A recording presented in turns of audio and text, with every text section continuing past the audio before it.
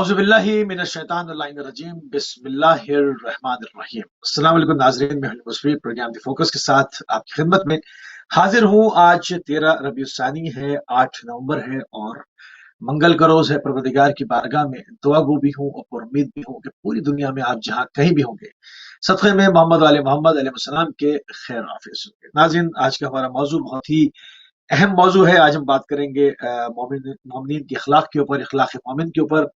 और इस वक्त जितनी हमेशा इसकी जरूरत रही है, मगर जिस कदर आज जरूरत है, इससे पहले मैं समझता हूँ कि इससे ज्यादा कभी जरूरत न रही होगी कि एक इत्तेहाद बैनुल मोमिनीन की इस वक्त अशद जरूरत है। जहां पर हम इत्तेहाद बैनुल मुस्लिमीन की बात करते हैं, वहीं पर साथ साथ हम हमेशा इत्तेहाद बैनुल मोमिनीन की बात करते हैं। और मोमिनीन के हुकूक को जानना बहुत जरूरी है। मोमिनीन के साथ नेकी करना, मोमिनीन के साथ खयानत करना, बुराई करना, इसके क्या इलल असबाब हो सकते हैं, उसमें आपकी जिंदगी पे क्या असरात रुनुमा हो सकते हैं, इन तमाम चीजों को लेकर आपकी खिदमत में हाजिर है। उसके ऊपर हमेशा की तरह बात करने के लिए हमारे साथ मौजूद हैं आपके हृदय अजीज शख्सियत। यकीनन आपकी शख्सियत किसी तारुफ की मोहताज नहीं। हमारे साथ मौजूद है मौलाना सैयद रोमान रिजवी साहब नजफ अशरफ इराक से। क़िबला, आपको प्रोग्राम में खुशामदीद कहेंगे, आपकी खिदमत में सलाम अर्ज करेंगे। वालेकुम अस्सलाम वरहमतुल्लाहि वबरकातुहू। बारगाह खुदा मैं दुआ गूँ कि खुदावंद करीम आप सबको शाद व आबाद रखे और हम सबको तौफीक अता फरमाए कि हम कुरान व अहले बैत अलैहिस्सलाम की तालीमात को सीखे समझे, उस पर अमल करें और दुनिया तक पैगाम मोहब्बत, पैगाम कुरान, पैगाम इस्लाम, पैगाम अहले बैत को पहुँचा सकें। जज़ाकल्लाह। जज़ाकल्लाह क़िबला, जज़ाकल्लाह। नाज़रीन, हमेशा की तरह थोड़ी तवीदी गुफ्तगू के साथ प्रोग्राम का आगाज किया जाएगा ताकि ज्यादा से ज्यादा जिहाद के ऊपर गुफ्तगू हो सके, ज्यादा से ज्यादा उसकी जो है वो उसके कैनवस को फैलाएं, ताकि जो कुछ मासूमीन अलैहिस्सलाम ने फरमाया अपने वक्त में रहते हुए ज्यादा से ज्यादा चीजों से इस्तेफादा किया जाए और आपकी खिदमत आलिया में उन तमाम उलूम के निचोड़ को पेश किया जा सके। तो क़िबला, मोमिन के एक दूसरे के ऊपर हुकूक हैं क्या? क्योंकि लोग हुकूक की बात करते हैं, सबसे पहले डिफाइन हो जाए, जरा वाज़ेह हो जाए कि मोमिन के एक दूसरे के ऊपर क्या हुकूक है। एक तो रिश्तेदारी का मामला होता है, निस्बत होती है, खूनी रिश्ता होता है, तमाम चीजें हैं। मगर एक आदमी इसके साथ ना कोई खूनी रिश्ता है, ना जबान, ना कल्चर, ना कुछ, मगर दोनों का एक रिश्ता मुस्तहकम है कि वो नजरियाती तौर पर मोमिनीन हैं आपस में। तो इनके इनके कितने हुकूक हैं और ये सब क्या है, इसके ऊपर थोड़ी सी रोशनी डाल दें। बिस्मिल्लाहिर्रहमानिर्रहीम। अल्लाहुम्मा सल्लि अला मुहम्मदिन व आलि मुहम्मद व अज्जिल फरजहुम। अल्हम्दुलिल्लाह अला कुल्ली निअमतिन व असअलुल्लाह मिन कुल्ली खैर व अऊज़ु बिल्लाहि मिन कुल्ली शर्र व अस्तग़फिरुल्लाह मिन कुल्ली ज़ंब। खुदावंद करीम हम सबको इमाम ज़मान अलैहिस्सलाम की मारिफत अता फरमाए और इस दौर ग़ैबत में हम दीन को ज़्यादा से ज़्यादा फ़ॉलो करें, इसकी भी खुदावंद करीम की बारगाह में हम सबको भीख मांगनी चाहिए, अल्लाह की बारगाह में दुआएं करनी चाहिए, अल्लाह की बारगाह में तौफीक तलब करना चाहिए कि अल्लाह हमें नेकी की तौफीक अता फरमा, हमें बुराइयों से बचने की तौफीक करामत फरमा। इस पुरआशोब दौर में ईमान को सलामत रखने की हमें क़ुव्वत अता फरमा और शर्र शैतानी से, अपने नफ़सानी ख्वाहिशात से बचने की हमें अपनी बारगाह से क़ुव्वत अता फरमा और वक्त के इमाम ज़मान अलैहिस्सलाम के ज़हूर में ताजिल फरमा, उनकी खिदमत, उनकी नुसरत और उनके चाहने वालों की खिदमत करने की हमें तौफीक करामत फरमा। कुरान मजीद की इस आयत से मैं अपने इस प्रोग्राम का आगाज़ करूँगा जिसमें परवरदिगार आलम इरशाद फरमा रहा है, बिस्मिल्लाहिर रहमानिर रहीम, इन्नमल मोमिनूना इख़्वतुन। कुरान का ये वाज़ेह पैगाम है कि मोमिनीन आपस में भाई-भाई हैं। कुरान ने एक जहद, एक रास्ता हमें दिया, एक पैगाम हमें, एक मैसेज हमें दिया कि मोमिनीन आपस में भाई-भाई हैं। भाई-भाई के दरमियान क्या रिश्ता होता है, भाई-भाई के क्या हुकूक एक-दूसरे के ऊपर होते हैं, ये बहुत वाज़ेह है। आज हम अपनी सोसाइटी, अपने मुआशरे में देखते हैं, एक भाई को दूसरे भाई से क्या तवक्कुआत होती हैं, एक भाई दूसरे भाई के लिए किन मरहलों में खड़ा रहता है और क्या अपने भाई के लिए करना चाहता है और क्या कर सकता है।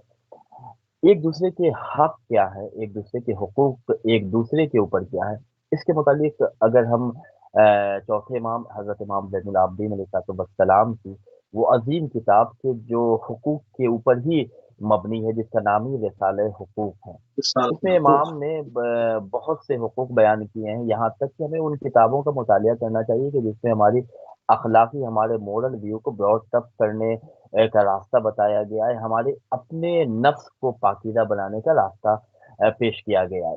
اس میں سبحان اللہ۔ بہت سے حقوق بیان کیے گئے ہیں، آنکھ کے کیا حقوق ہیں، ہمارے جسم کے مختلف اعضاء کے ہم پر کیا حق ہیں، ہم بھائی چارگی کے ساتھ کس طرح زندگی گزارے، ہمسائے کے، اسی میں امام نے برادران ایمانی کے حق یعنی مومنین کے حقوق بیان کیے ہیں کہ مومن کا ایک دوسرے کے اوپر کیا حق ہے۔ اہل بیت ٹی وی کے اس پلیٹ فارم سے اتحاد بین المومنین کا یہ خوبصورت سا پروگرام آپ کی خوبصورت نظامت میں پیش کیا جا رہا ہے۔ میں اپنے ناظرین سے گزارش کروں گا کہ اہل بیت علیہ السلام کی تعلیمات کو سننا بھی ایک خدا کی طرف سے نعمت ہے، اور ان کلمات کو کہ جو اہل بیت علیہ السلام سے منسوب ہیں، ان کلمات کو پڑھنا، اسے دیکھنا، اسے سننا بھی ثواب کا درجہ رکھتا ہے۔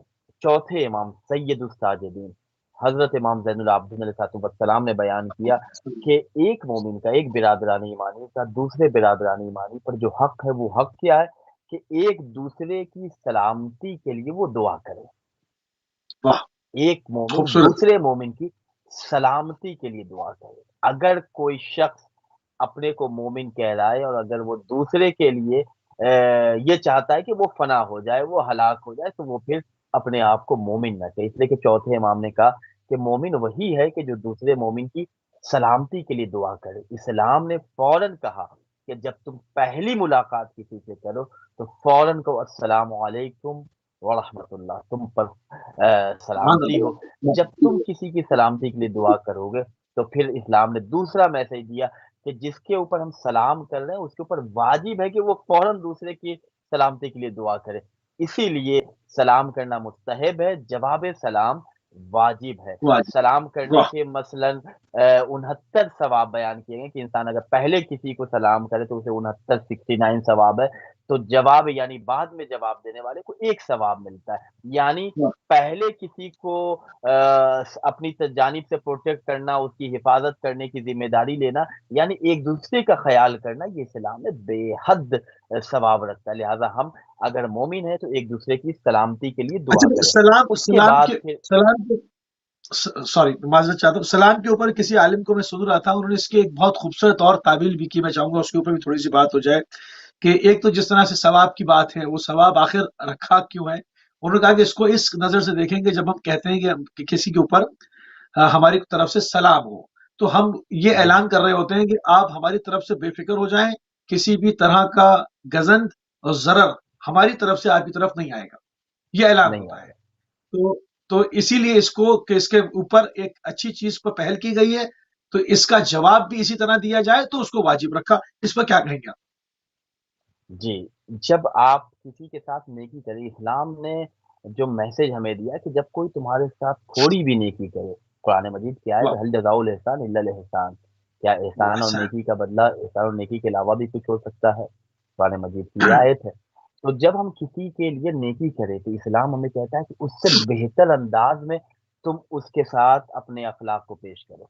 مثلاً یہ روایتوں میں ہے کہ اگر کوئی آپ کو کہے السلام علیکم تو اس کا جواب اس سے بہتر انداز میں آپ دیں۔ سلام دعا ہے، آپ اس کی سلامتی کی دعا کر رہے ہیں، تو اگر کسی نے آپ کو کہا السلام علیکم، آپ سلامت رہیں، اللہ آپ کو سلامت رکھے، تو آپ اس کو جب جواب دیں تو اس سے بہتر انداز میں آپ جواب دیں وعلیکم السلام، آپ پر بھی سلامتی ہو، ورحمۃ اللہ، آپ کے اوپر خدا کی رحمت و برکات ہو، خدا کی برکت ہو۔ تو اسلام نے ہمیں پیغام دیا کہ جب کوئی بندہ خدا کا تمہارے ساتھ نیکی کرے، اچھے اخلاق سے پیش آئے، تو اس سے بہتر انداز میں تم اسے گفٹ پیش کرو۔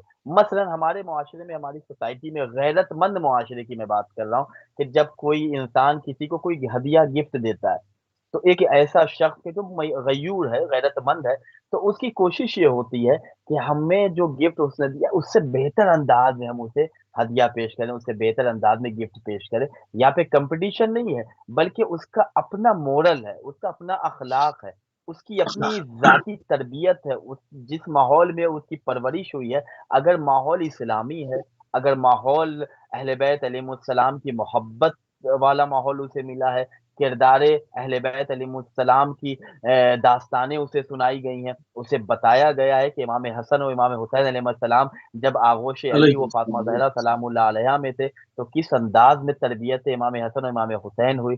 اسے اگر یہ پتا چلا ہو کہ رسول اللہ نے بچوں کی زندگی کو کس انداز میں تربیت کے گہوارے میں گزارنے کے لیے بیان کیا ہے، تو جب ایسے ماحول سے انسان پروان چڑھتا ہے تو اسے اگر آپ تھوڑی سی بھی نیکی کریں گے اس کے ساتھ تو وہ یہ ضرور کوشش کرے گا کہ ہم اس سے بہتر انداز میں اس کے ساتھ نیکی کریں۔ کوئی اچھا گفٹ اگر اسے کسی نے دیا تو وہ یہ ہمیشہ کوشش کرے گا کہ اس نے ہمیں ہدیہ گفٹ دیا ہے، اس نے تحفہ پیش کیا میری خدمت میں، تو اس سے بہتر انداز میں ہم اس کے ساتھ اس نے سلوک سے پیش آئے، سبحان اس اللہ۔ سے بہتر انداز میں اسے گفٹ دیا۔ تو یہی اسلام ہے۔ اچھا، چوتھے امام نے اسی جی کے جی حوالے سے بیان کیا کہ مومن کے حقوق آپس میں ایک دوسرے کے اوپر یہ ہیں کہ وہ ایک دوسرے کے لیے سلامتی کے لیے دعا کریں۔ آگے امام دعا کریں۔ بیان کرتے ہیں کہ اگر تم کسی مومن کو دیکھ لو، اگر کسی امام کے چاہنے والے کو، اپنے برادر ایمانی کو دیکھ لو کہ وہ اگر کسی برائی میں ملوث ہے تو اس کے ساتھ نرمی سے پیش آؤ۔ اگر تم دیکھو کہ وہ کوئی برائی کر رہا ہے، اگر کوئی گناہ میں مبتلا ہے تو تم اس کے ساتھ نرمی سے پیش آؤ، اس کی اصلاح کرو۔ یہ حق ہے ایک مومن کا دوسرے مومن پر، نہ یہ کہ کسی کو کسی عیب میں، کسی برائی میں ملوث دیکھا تو ہم نے اس کا پرچار کرنا شروع کر۔ انشاءاللہ آگے کے سوال میں اس کا بھی جواب دوں گا۔ تو بالکل مومن کا صحیح۔ حق ایک دوسرے اچھا، کے اوپر یہ ہے کہ ایک دوسرے کی سلامتی کے لیے دعا کرے۔ اگر ایک دوسرے کو برائی میں، کسی گناہ میں ملوث دیکھے تو اس کے ساتھ نرمی سے پیش آئے اور اس کی اصلاح کی کوشش کرے۔ وہ یہ چاہے کہ اس کے اندر سے یہ عیب ختم ہو جائے، یہ برائی ختم ہو جائے، اس گناہ سے وہ پاک ہو جائے۔ اس بیماری طرح اچھے بیماری لوگوں، بیماری کو ختم جی جی، بیماری کو ختم کیا جائے، نہ کہ بیمار کو مار ڈالا جائے، واہ، بے شک اچھے لوگوں کے ہے نا؟ حق میں شکر گزار رہو، یعنی آپس میں ایک دوسرے کا شکریہ ادا کرتے رہو، ایک دوسرے کے ساتھ محبت کے ساتھ پیش آؤ۔ ایسا نہ ہو کہ تمہارے وجود سے اس دوسرے مومن کو تکلیف ہو جائے، ضرر ہو جائے۔ اسلام تو ہمیں یہ پیغام دیتا ہے کہ اگر تمہارا کوئی پڑوسی، نیبر، ہمسایہ اگرچہ غیر مسلم بھی ہے تو تم اپنے اخلاق سے ایسا نہ ہو کہ وہ تمہارے وجود سے تکلیف محسوس کرے، تم اس کا بھی خیال کرو۔ ایسا نہ ہو کہ تم پیٹ بھر کے سو جاؤ اور تمہارا پڑوسی وہ بھوکا رہے۔ تو ہم اس اسلام کے ماننے والے ہیں، اس اہل بیت علیہ السلام کی تعلیمات کے پیرو ہیں، ان بالکل کی صحیح۔ تعلیمات پر ہم اچھا، عمل کرتے ہیں۔ تو چوتھے کیا امام نے یہ مومن، بتایا۔ اس کے بعد ایک میں اس کو اچھا اس جواب کو مکمل کر دوں۔ امام نے کہا کہ ایک مومن کا دوسرے مومن پر حق یہ ہے، امام جعفر صادق علیہ السلام کی بھی ایک حدیث علیہ ہے اسی حوالے سے، السلام، کہ جو تم اپنے لیے پسند کرو وہی دوسرے واہ، کے لیے پسند کرو۔ میں سبحان اللہ، اگر واہ، تم چاہتے ہو کہ کوئی تمہاری برائی نہ کرے تو تم بھی اس کی برائی کسی اور کے سامنے نہ کرے۔ تم چاہتے ہو کہ میرا لباس مطلب بہترین لباس میں پہنوں، کوئی مجھے گفٹ دے تو وہ بہت اچھا دے، تو تم بھی کسی کو اگر لباس دو، کسی کو گفٹ دو تو وہ بھی اسی طرح دو جیسا تم کسی اور سے توقع رکھتے ہو۔ اگر تم کھانا اچھا کھانا چاہتے ہو، یا یہ چاہتے ہو کہ تمہاری دعوت اگر کہیں ہو، تمہاری دعوت پہ اچھے اچھی غذائیں فراہم کی جائیں، اچھے اچھے دسترخوان پہ بہترین غذائیں تیار کر کے تمہارے سامنے پیش کی جائیں، تو تم بھی اگر کسی کو کچھ دے رہے ہو تو یہ سوچو کہ جو اپنے لیے پسند کرو وہی دوسروں کے لیے، تو اس کے لیے بھی اچھی غذاؤں کا انتظام کرو۔ یہ ایک مومن کا دوسرے مومن کے اوپر حق ہے۔ اس کے بعد امام بیان کرتے ہیں، اہل بیت السلام کی تعلیمات دیکھیے کہ اگر کسی مومن کی برائی تمہارے سامنے کی جا رہی ہے تو تم اس کا دفاع کرو، اس کو پروٹیکٹ کرو۔ ایسا نہیں ہے، ایسا نہ ہو کہ تم بھی اس کے ساتھ مل کے اس کی برائی کرنے لگے، بلکہ تم اس کی برائی کے حوالے سے دفاع کرو کہ ایسا نہیں ہے، تم غلط بیانی سے کام لو۔ تو ایک مومن کا دوسرے مومن پر یہ حق ہے مختصر، کہ جو اپنے لیے پسند کرو وہی اس کے لیے پسند کرو، جو اپنے لیے تم ناپسند کرتے ہو اسی چیز کو اس کے لیے بھی ناپسند کرو۔ یہ مختصر سا جواب آپ کے اس پروگرام میں سبحان میں اللہ، اہل بیت سبحان علیہ السلام اللہ۔ کی اچھا، کیا تعلیمات کی روشنی کیا میں۔ مومن کیا مومن اور غیر مومن برابر ہو سکتے ہیں؟ مگر جہاں پر میں یہ سوال آپ کے محضر میں قبلہ کر رہا ہوں، وہاں پر مالک اشتر رضی اللہ تعالیٰ عنہ کو جو جی مولا امیر المومنین نے خط دیا، اس کو بھی ذہن میں رکھ کے پھر اس کا جواب مرحمت فرمائیے قبلہ۔ جی جی، قرآن مجید کی آیت کا ہی میں سہارا لوں گا۔ قرآن مجید میں خداوند کریم کا یہ بہت قول فیصل ہے اور فیصلہ کن جملہ ہے، اور قرآن کا فرمان بھی ہے، جس میں اللہ تبارک و تعالیٰ ارشاد فرما رہا ہے کہ بسم اللہ الرحمن الرحیم افمن کان مومنا۔ دیکھیے آپ استفہام انٹروگیٹو انداز میں خدا سوال کر رہا ہے، افمن کان مومنا کمن کان فاسقا لا یستوون۔ خدا سوال کر رہا ہے مومنین کے حوالے سے کہ کیا جو شخص ایماندار ہے، جو شخص مومن ہے، اور وہ شخص کے جو مومن نہیں ہے، جس کے پاس ایمان نہیں ہے، جو بدکار ہے، جو فریبی ہے، جو دھوکے باز ہے، ایک ایسا شخص جس کے پاس ایمان کی روشنی ہے، اور ایک ایسا شخص کہ جو فعل حرام کرتا ہے، فعل بد میں مبتلا ہے، کیا یہ دونوں برابر ہو سکتے ہیں؟ ایسا بالکل نہیں ہے۔ مومن ایک الگ کمال کا درجہ رکھتا ہے، اور جو غیر مومن ہے اس کے یہاں کوئی کمال نہیں ہے۔ تو قرآن نے صاف اور واضح انداز میں بیان کر دیا کہ مومن اور غیر مومن کبھی برابر نہیں ہو سکتے۔ هل نہیں يستوي ہو سکتا۔ الذين يعلمون والذين لا يعلمون، کیا وہ لوگ کہ جو جانتے ہیں اور وہ لوگ کہ جو نہیں جانتے، کیا مجھے وہ نہیں برابر ہو جانتے، سکتے ہیں؟ مسلسل بالکل آیتیں ہیں۔ تو کیا وہ لوگ کہ جو مسلسل ایمان رکھتے ہیں اور وہ لوگ کہ جو ایمان نہیں رکھتے فاسق ہیں، کیا یہ دونوں برابر ہو سکتے؟ ہرگز برابر نہیں ہو سکتے۔ آپ اہل بیت صحیح۔ علیہ السلام کی روایتوں کو اگر دیکھیں کہ خود امام نے اپنے چاہنے والوں کے سامنے، امام نے اپنے شیعوں کے سامنے، امام نے اپنے اصحاب کے سامنے سوال کر کے پریکٹیکل عمل کر کے بتایا کہ جو مومن ہوتے ہیں وہ کن خصوصیات کے حامل ہوتے ہیں، اور وہ لوگ کہ جن کے پاس ایمان کی خوشبو تک نہیں آئی، جن کے پاس ایمان کی روشنی تک نہیں ہے، ان کا کیا رول رہا ہے زندگی۔ تو یہ دونوں کبھی برابر نہیں ہو سکتے۔ بالکل صحیح، بہت خوبصورت آپ نے ڈیفائن کیا کہ کیا مومن اور غیر مومن برابر ہو سکتے ہیں۔ قرآنی فیصلہ، قرآنی آیات آپ نے جو ہے وہ پیش کی۔ مولا امیر المومنین نے ایمانی بھائیوں کے بارے میں کیا فرمایا؟ مولا امیر المومنین کو میں چاہ رہا ہوں کہ اس میں مولا کے اقوال سے جو ہے وہ اس سے بھی ہم نے اپنے پروگرام میں نور اور بصیرت لی جائے انشاءاللہ۔ جی، اصول کافی کی ایک روایت میں آپ کے سامنے بیان کروں گا، جس میں حضرت امام محمد باقر علیہ السلام ارشاد فرماتے ہیں کہ بصرہ کے لوگوں میں سے ایک شخص امیر المومنین حضرت علی بن ابی طالب علیہ السلام کی خدمت میں آپ کے محضر میں آیا اور کہنے لگا، یا امیر المومنین، اے مولا کائنات، میں آپ سے کچھ سوال کرنا چاہتا ہوں۔ امام نے کہا کہ پوچھو، کیا پوچھنا چاہتے ہیں؟ وہ کہتا ہے کہ مولا یہ بتائیں کہ ہمیں اپنے برادران ایمانی کے بارے میں کچھ پتہ نہیں، آپ ان کے بارے میں کچھ بتائیں، ہم جو ہمارے برادران ایمانی ہیں، جو مومن بھائی ہیں، ان کے بارے میں ہمیں آپ بتائیں۔ آپ دیکھیں مولا کا یہ جملہ، اللہ اکبر، مولا کی یہ جو ڈیفینیشن مولا نے بیان کی ہے اور جو خصوصیات بیان کی ہیں، آج ہمارا معاشرہ بعض لوگوں کے اندر کوئی عیب دیکھتا ہے تو فوراً اپنے آپ کو کہ ہم وہ ایسا کام کر رہا ہے تو ہم کیوں اس کے ساتھ نہیں کریں۔ مولا کائنات نے اس شخص سے یہ بیان کر کے قیامت تک آنے والی نسلوں کے سامنے امام نے ایک تہذیب بیان کی ہے۔ امام نے معاشرے کو تعمیر کرنے کا ایک بہترین راستہ اور ایک بہترین ہمیں طریقہ بتایا ہے کہ ہم کس طرح اپنے اس معاشرے کو اہل بیت علیہ السلام کے چاہنے والوں کا معاشرہ بنا سکتے ہیں۔ امام نے کہا کہ دیکھو، بھائی ہمیشہ دو طرح کے ہوتے ہیں۔ بھائی جو تمہارے ہیں یہ دو طرح کے دونوں ہیں۔ ایک وہ بھائی کہ جن پر تم اعتماد کر سکتے ہو، ایک قابل کا اعتماد، بھروسے کے لائق، آنکھ بند کر کے تم ان پر بھروسہ کر سکتے ہو، وہ تمہارے کبھی خلاف نہیں ہوں گے، تم ان کی طرف سے ہمیشہ ضمانت لے سکتے ہو، ان کی طرف سے تم کوئی بھی کام کر سکتے ہو، اور یقین ہوتا ہے کہ وہ میری اس بات کو مانیں گے، تسلیم کریں گے، اس کا انکار نہیں کریں گے۔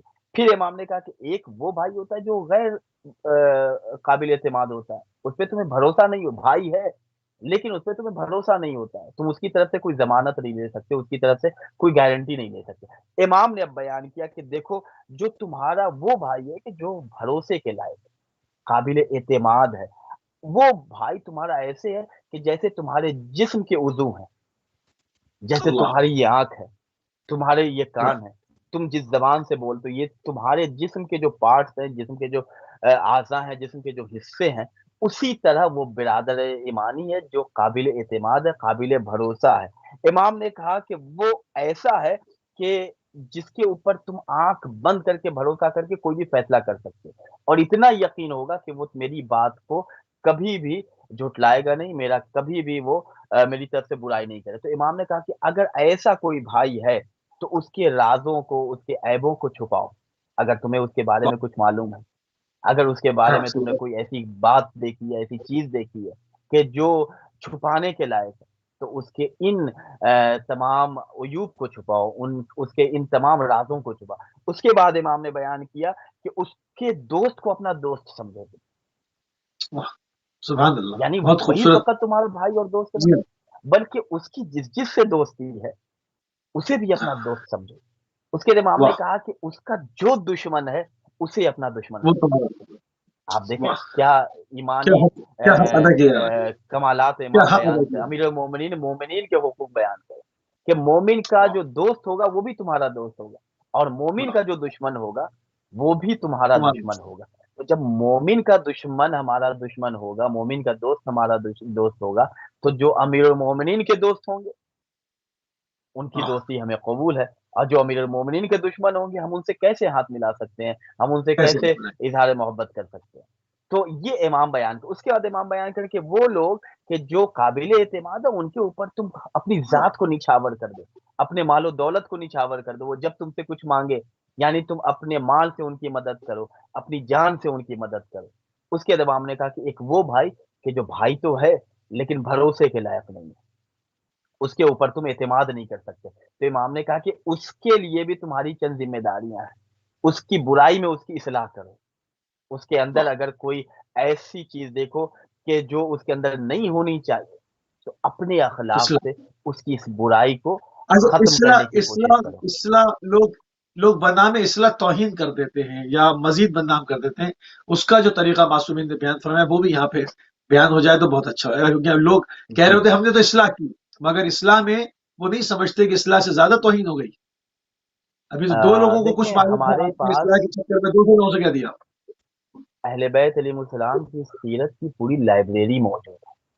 ہماری صحیح ہے، پرابلم، ہماری مشکل یہ ہے کہ ہم لائبریری تک جانا ہی نہیں چاہتے، ہم کتاب کھولنا ہی نہیں چاہتے، ہم ان چیزوں کو پڑھنا ہی نہیں چاہتے، ہمارے سامنے بس دوا رکھی رہے اور ہم ٹیبل پہ دوا کو دیکھتے رہے اور یہ سوچے کہ ہمیں شفا مل جائے۔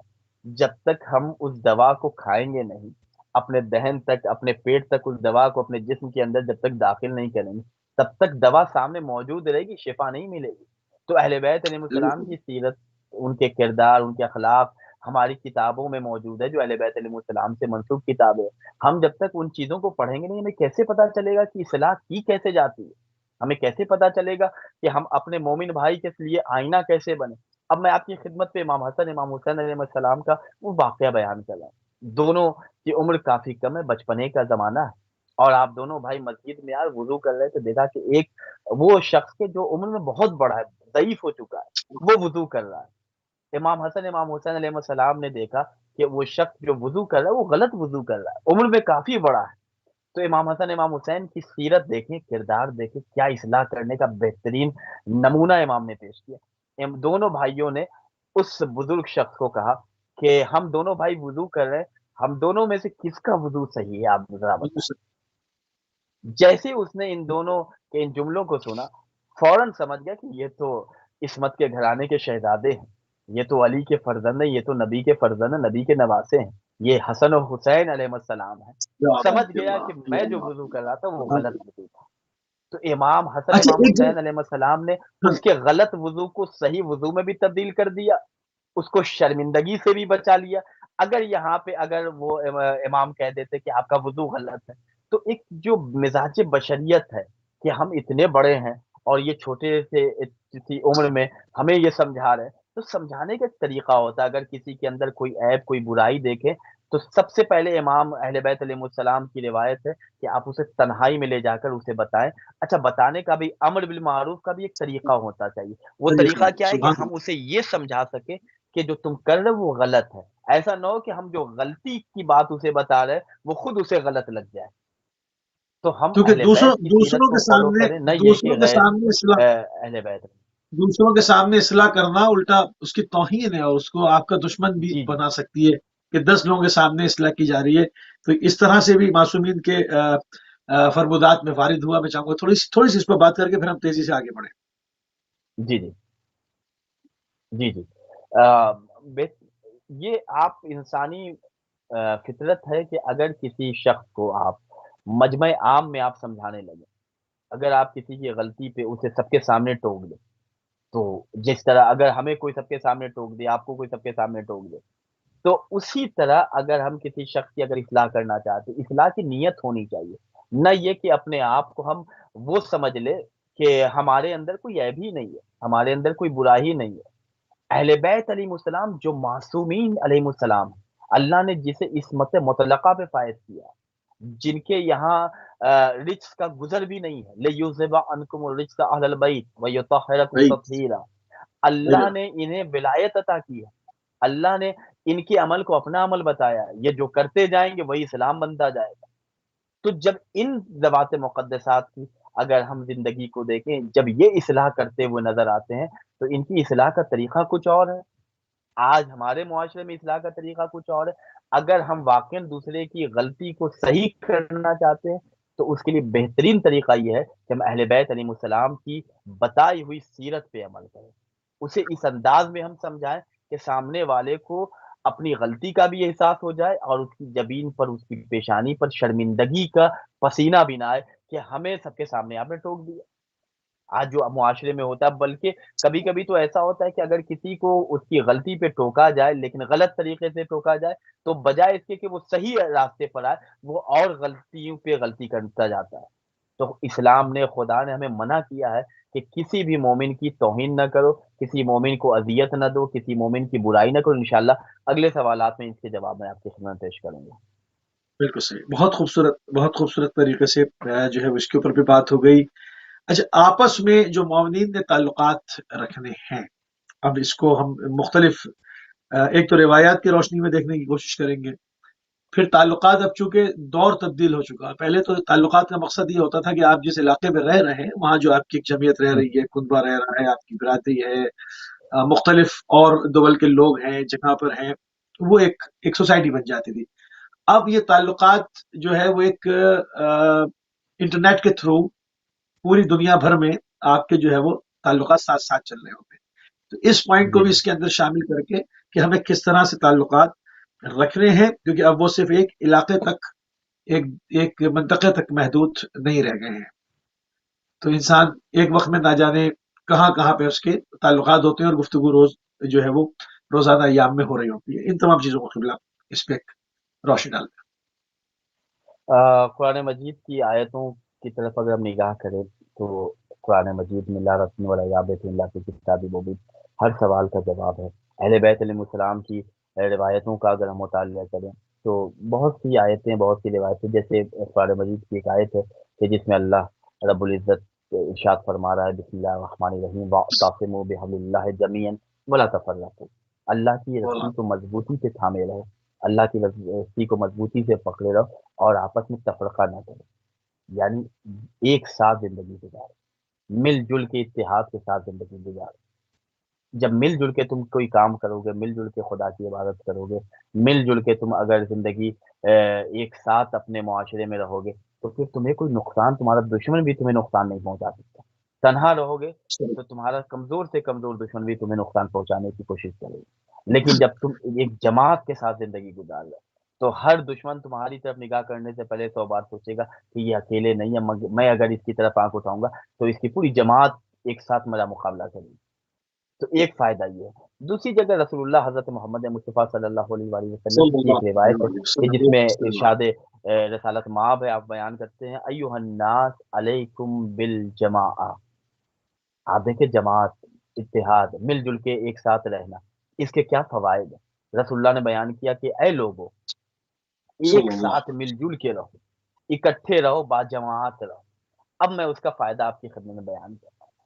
تنہائی میں ہم کوئی عبادت کرتے ہیں، اکیلے کمرے میں ہیں، اپنے گھر میں ہیں، زیادہ خلوص پایا جاتا ہے، لیکن خداوند کریم نے کہا کہ جماعت کے ساتھ نماز پڑھو، اکٹھا ہو کے میری عبادت کرو، جبکہ تنہائی میں زیادہ خلوص عبادت میں نظر آتا ہے، زیادہ اللہ کی قربت ہم محسوس کرتے ہیں۔ جماعت میں چونکہ بہت سے لوگ ہوتے ہیں تو کہیں نہ کہیں خلوص میں کچھ کمی آ جاتی ہے، وہ بھی ہمارے ساتھ ہے، وہ بھی ہمیں دیکھ رہا ہے، لیکن جب ثواب ہم دونوں کا دیکھتے ہیں تو تنہا جو عبادت کرتے ہیں اس کا ثواب کم نظر آتا ہے، جماعت کے ساتھ جو ہم عبادت کرتے ہیں تو اس کا ثواب کچھ اور نظر آتا ہے۔ یہاں تک بیان ہے روایت میں کہ اگر تمہاری دعا قبول نہیں ہو رہی ہے تو تم کئی مومنین آپس میں اکٹھا ہو جاؤ، ایک ساتھ مل کر خدا کی بارگاہ میں دعا کرو۔ اس کی جب تفسیر کی گئی کہ جب ایک ساتھ جماعت میں کئی لوگ دعائیں کرتے ہیں تو اگر اس جماعت کی خدا دعا سن رہا ہے اور اس میں کئی لوگ ہیں، کسی ایک کی دعا اللہ قبول کرے گا، تو اللہ کی عدالت کے خلاف ہے کہ ایک ہی جگہ کئی لوگ دعا کریں اور ایک کی دعا قبول کرے اور بقیہ کی دعا قبول نہ کرے۔ تو جماعت کا واہ یہ فائدہ ہے۔ آپ نے بڑا اچھا سوال کیا کہ اس وقت ذرا سا دنیا کا رنگ بدل گیا ہے، دنیا کا نقشہ بدلا ہے، آج دنیا تبدیل ہو گئی ہے۔ پہلے ہم لوگ ایک محلے میں ایک شہر میں رہتے تھے، آپس میں ایک دوسرے سے پہچان ہوتی تھی، اب نئے نئے ملکوں میں ہم جا رہے ہیں، کسی سے جان پہچان نہیں ہوتی۔ یہی وجہ ہے کہ یہ جو عزا خانہ بنایا جاتا ہے، یہ جو حسینیہ بنایا جاتا ہے، جہاں امام حسین علیہ السلام کی مجلسیں ہوتی ہیں، اللہ اہل بیت علیہ السلام کی خوشیوں کی محفلیں منعقد کی جاتی ہیں، وہ مسجد کے جہاں ہم نماز جمعہ پڑھنے جاتے ہیں، نماز فجرانہ جا کے ادا کرتے ہیں، تو اس کا مقصد ہی یہ ہے کہ جو لوگ آپس میں ایک دوسرے سے بالکل انجان ہیں، جب یہاں پر آئیں تو ایک دوسرے کی احوال پرسی کریں، ایک دوسرے سے وہی ملاقات کریں، ایک دوسرے سے ملاقات کریں اور ایک دوسرے کی خیریت پوچھیں۔ نہ یہ کہ آپ اپنے گھر سے آئے، سینٹر میں آئے، وضو کیا، نماز پڑھے، آپ اپنے گھر چلے گئے۔ مجلس میں ہم آئے، مجلس میں جتنی دیر مولانا صاحب نے مجلس پڑھ رہے ہیں یا محفل میں جو شعراء کرام اشعار پڑھ رہے ہیں، ہم نے سنا، بغیر کسی سے ملاقات کے ہم گھر چلے گئے۔ تو یہ مقصد جماعت نہیں ہے، یہ مل جل کر زندگی کو، بلکہ اس کا مقصد یہ ہے کہ آپ ایک جگہ اکٹھا ہو رہے ہیں تو ایک دوسرے کو آپ جانیں، آپ کس ملک سے آئے ہیں، آپ کس شہر سے متعلق ہیں، آپ کا گھر کہاں ہے، اکٹھا یہاں اکٹھا آپ کیا کہاں بھی سے اسی رہ لیے رہے جا ہیں، رہا تو ہے نا، ایک دوسرے کے بارے میں آپ کو معلوم ہونا چاہیے۔ اکٹھا کیا بھی اسی لیے جا رہا ہے کہ سب کی خبر گیری ہوتی رہے، اگر کوئی نہیں آ رہا تو پتا ہو کہ بھائی وہ نہیں آیا ہے، تو جا کے معلوم کریں گے کیوں نہیں آیا۔ اب جب جمع ہی نہیں ہوں گے تو ایک دوسرے کی خیریت بھی دریافت نہیں کر پائیں گے، اس کی پرابلمس کا علم نہیں ہوگا۔ بہت خوبصورت بات آپ نے کی۔ اچھا، یہ جمع ہونے کے فوائد پہ بات ہوئی تھی، اب ہم دیکھتے ہیں چونکہ ہمارے معاشرے کے اندر تعلیمات اسلامی جو ہیں، جو اہل بیت علیہ السلام کی تعلیمات ہیں، جو محمد علیہ السلام کا بتایا ہوا طریقہ ہے معاشرت کرنے کا، وہ حلقہ ہو گیا ہے، وہ مفقود ہو گیا ہے، وہ اس کو وہ نظر نہیں آتا، نام کے ہیں سب وہ چیزیں، میں سب کو نہیں کہہ رہا ہوں معذرت کے ساتھ، مگر ایک اکثریت کی بات کر رہا ہوں۔ تو اب ہم دیکھتے ہیں کہ جہاں پر زیادہ لوگ جمع ہیں وہاں زیادہ جو ہے وہ جھگڑے فساد ہو رہے ہیں، فلاں شخص کا بیٹا ترقی کر گیا، زیادہ پڑھ گیا، وہ دوسرے جل رہے ہیں۔ یہ نہیں کہ بھائی اپنی اوصاف میں، اپنے کمالات میں اضافہ کریں، اور ان میدانوں میں جہاں پر سابقہ کرنے کا، جہاں پر مقابلہ کرنے کا حکم دیا گیا ہے وہاں کریں، نہ کہ حسد کر رہے ہیں، جل رہے ہیں۔ اب یہ معاملہ جب ہم تعلیمات اسلامی نکال لیں گے تو جمع ہونے کے پھر ہمیں ضرر کا بھی سامنا ہے۔ اس پہ تھوڑی سی بات کر لیں کیونکہ ٹائم ہمارے پاس کم ہو رہا ہے، 10 منٹ ہے، اور اس میں ہم نے جو ہے وہ مزید ایک دو پوائنٹس اور بھی اٹھانے ہیں بھی۔ اس پر کیا کہیں گے؟ جب جمع تو ہیں، جمع ہوئے تھے حکم تھے، مگر ہم نے وہ تعلیمات ہی چھوڑ دی، اب وہ ہمیں ضرر دے رہا ہے، ایک دوسرے پر نگاہیں پھوس لگائی جا رہی ہے، جل رہے ہیں، مطلب آپ کے سامنے ہے سب۔ جی، بسم اللہ، فضل، بسم اللہ فرمائیے۔ آپس میں ایک جگہ اکٹھا ہو جائے، تو اس کا مقصد یہ بیان کیا گیا ہے کہ ایک دوسرے کی خبر گیری، جیسا بھی آپ نے کہا، احوال پرسی ہونی چاہیے، ایک دوسرے کے بارے میں معلومات ہونا چاہیے۔ اس کے بعد مقصد یہ نہیں ہے کہ آپ جب اکٹھا ہوں تو ایک دوسرے کی عیب جوئی میں لگ جائیں، آپ ایک دوسرے کے ساتھ نیکی کریں، ایک دوسرے کے ساتھ احسان کریں، ایک دوسرے کے ساتھ محبت کے ساتھ پیش آئیں۔ یہ اسلام کا طریقہ ہے۔ صحیح، آپ کی آواز ذرا کٹ رہی ہے، پھر سے سوال جی دوہرائیں۔ آپ کے پاس کلیئر ہے، آپ گفتگو فرماتے رہیں، بالکل، آپ جب آپ مکمل کریں میں آگے بڑھوں گا۔ بسم اللہ، جی جی، تو فضل سے مومنین بسم جب اللہ۔ ایک جگہ اکٹھا ہوں تو ایک دوسرے کے ساتھ نیکی کے ساتھ، اچھا اس میں علماء نے بڑی اچھی مثال دے کر اسے واضح کیا ہے کہ جب ایک دوسرے کے ساتھ ہم نیکی کرتے ہیں تو نیکی کے فوائد، نیکی کے طریقے بھی ہوتے ہیں۔ بعض وقت مادیات کے ذریعے ہم نیکی کرتے ہیں۔ نیکی کرنے کے 3 طریقے علماء نے بیان کیا، اہل بیت علیہ السلام کی تعلیمات کی روشنی۔ پہلا طریقہ یہ ہے کہ انسان مادی طریقے سے اس کی مدد کرے، نیکی کرے۔ دوسرا طریقہ یہ کہ معنوی طریقے سے اس کی مدد کرے، روحانی طریقے سے اس کی مدد کرے۔ تیسرا طریقہ یہ کہ عطوفت کے ساتھ، محبت کے ساتھ، اگر ہم اسے کچھ دے نہیں سکتے تو مسکراتے ہوئے سلام تو کر سکتے ہیں۔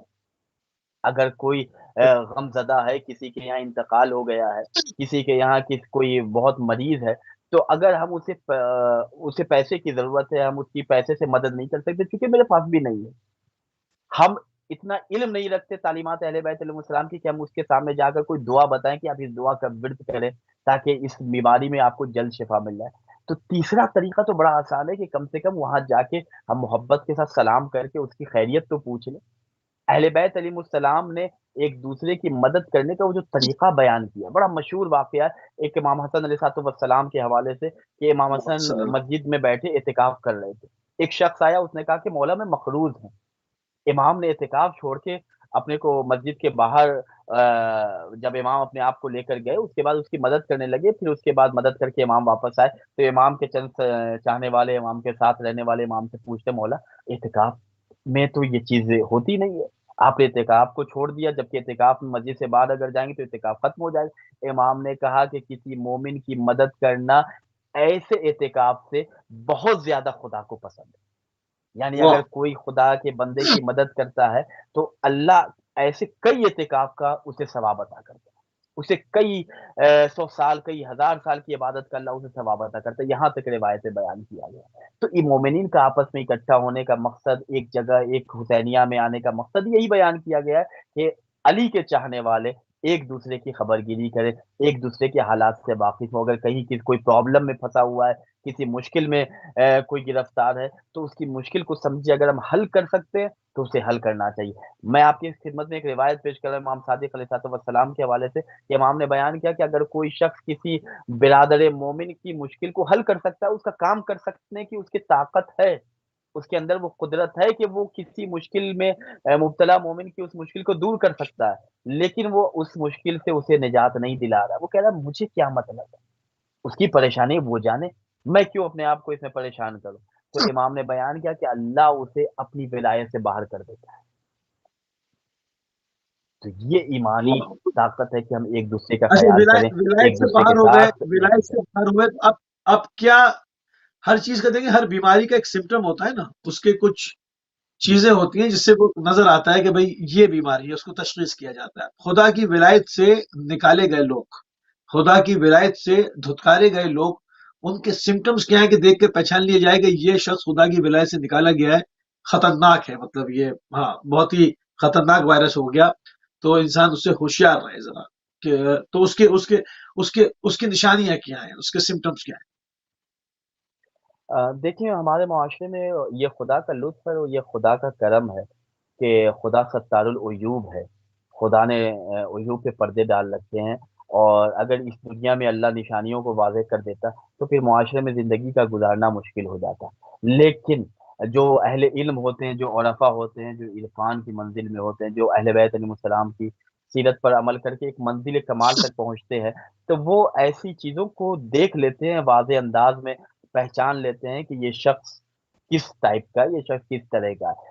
اس میں بات یہ ہے کہ جس طرح بیان کیا گیا کچھ ایسے گناہ ہیں کہ جو اگر انسان انجام دیتا ہے، مثلا زنا کے حوالے سے روایت ہے کہ اگر کوئی زنا کرتا ہے تو اس کے چہرے کی رونق ختم ہو جاتی ہے، اس کے پاس پھر حلال حرام کرنے کی تمیز نہیں رہ جاتی، وہ پھر کھلم کھلا گناہ کرتا ہے۔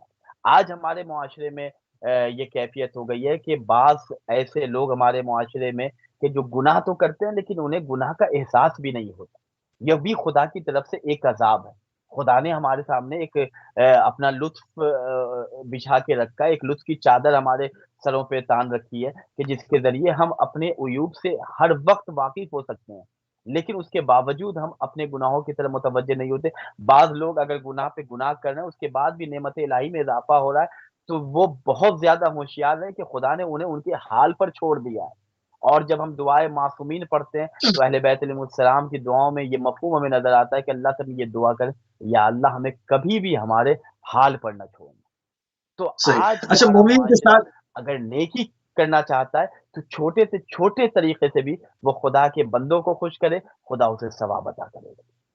صحیح۔ اچھا جو لوگ ارادتاً جانتے ہوئے مومنین کے ساتھ جی برائی انجام دیتے ہیں، اس کا گناہ اور ان کے ساتھ زندگی میں اس کے اثرات، ان کے آل اولاد کے ساتھ، ان کے عشیرے کے ساتھ کیا کچھ ہو سکتا ہے، اس پہ ذرا روشنی ڈالیں۔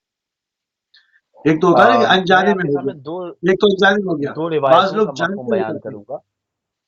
ہاں جی جی اصول کافی میں ایک روایت پانچویں امام امام محمد باقر علیہ السلام سے ہے کہ اگر کوئی شخص کسی مومن کی برائی کرے، کسی مومن کی غیبت کرے، کسی مومن کے عیب کو ظاہر کرے، اور اس کا ارادہ یہ ہو کہ ہم اس عیب کو، اس برائی کو دوسرے کے سامنے پیش کریں تاکہ یہ مومن اس کے سامنے رسوا ہو جائے، سوسائٹی میں یہ ذلیل ہو جائے۔ آج جو اس کی عزتیں ہو رہی ہیں تو وہ عزت ختم ہو جائے، لوگ اس کو برا بھلا کہیں۔ تو امام محمد باقر علیہ السلام بیان کرتے کہ اگر کوئی شخص، اچھا دوسرے اگلا جملہ یہ ہے کہ اگر کوئی کسی مومن کے نقصان کا خواہاں ہو کہ اس کو نقصان ہو جائے، بڑا آج ہاں اس کے پاس مال و دولت سے لبڑے زندگی وہ گزار رہا ہے، تو اللہ کرے کہ اس کو اس کی تجارت میں نقصان، یہ اگر وہ دعا بھی کر، یہ نیت بھی کر رہا ہے، اگر ایسی خواہش بھی کر رہا ہے، تو امام نے بیان کیا کہ اللہ اسے اپنی ولایت، اپنی بارگاہ سے نکال کے شیطان کے سپرد کر دیتا ہے کہ تم اللہ شیطان اکبر۔ کے دوستوں میں شمار ہو جاؤ۔